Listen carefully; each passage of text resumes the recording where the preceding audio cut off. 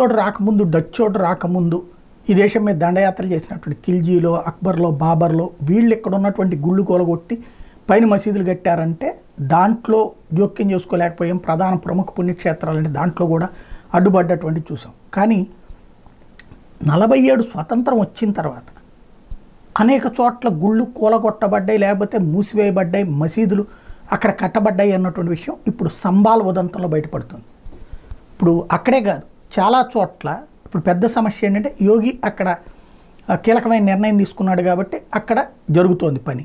కానీ నిన్న ఒకసారి నా రాకా సుధాకర్ గారితో ఇంటర్వ్యూ అబ్జర్వ్ చేయండి. ఏం జరుగుతుంది ఇక్కడ హిందువులకు సంబంధించిన సమస్య? ఓ ప్రాంతం నుంచి హిందువులంతా పారిపోయారు. పారిపోయిన తర్వాత ఇప్పుడు అక్కడ ముస్లింలు మాత్రమే ఉన్నారు. అక్కడ గుడికి వెళ్ళడానికి అర్చకుడికి దమ్ము లేదు.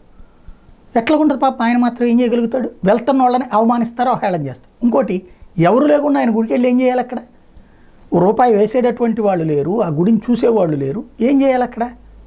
హిందువులు ఎవరు లేరు, పూజ చేయడానికి ఎవరు లేకపోతే ఆయన ఏం చేయాలి? అట్లా మూతపడిపోయినటువంటి గుళ్ళని ఇప్పుడు వీళ్ళు వాడుతున్నారు. ఇప్పుడు యోగి ఆదిత్యనాథ్ వాళ్ళ నుండి విముక్తి చేస్తాడు.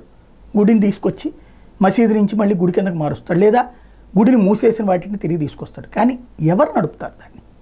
అక్కడికి ఎవరు వెళ్తారు? ఎవరు నడుపుతారు? ఎవరు పూజ చేస్తారు?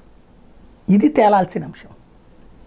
అది యోగి ఆదిత్యనాథ్ ఒక్కడి వల్ల అవుతుందా? హిందూ సమాజం మొత్తం అవుతుంది. మనం సోషల్ మీడియాలో పోస్టులు పెడుతున్నాం కానీ నిజంగా అంత చిత్తశుద్ధి ఉంది? ఎక్కడో ఎందుకు? హైదరాబాద్లో భాగ్యలక్ష్మి టెంపుల్ బండి సంజయ్ అంత రచ్చ చేసిన ఎంతమంది హిందువులు వచ్చారు? కేవలం బీజేపీ కార్యకర్తల అభిమానులు వచ్చినారు, లేదా సంఘ పరివారికి సంబంధించిన వాళ్ళు వచ్చారు. మిగతా హిందూ సమాజం ఎంతవరకు టచ్ చేస్తుంది? మెయిన్ గుడి అనేది మాది అన్నటువంటి ఫీలింగ్, ఆ గుడి చుట్టూతా వ్యవస్థ అనేటటువంటిది బాగుండాలి అన్నటువంటి ఫీలింగ్ హిందువులో రానంత వరకు, నా ధర్మాన్ని నేను రక్షించుకోవాలి అనేటటువంటి ఫీలింగ్ రానంత వరకు ఎంతమంది యోగి ఆదిత్యనాథ్లు వస్తే మాత్రం ఉపయోగమే ఉంటుంది.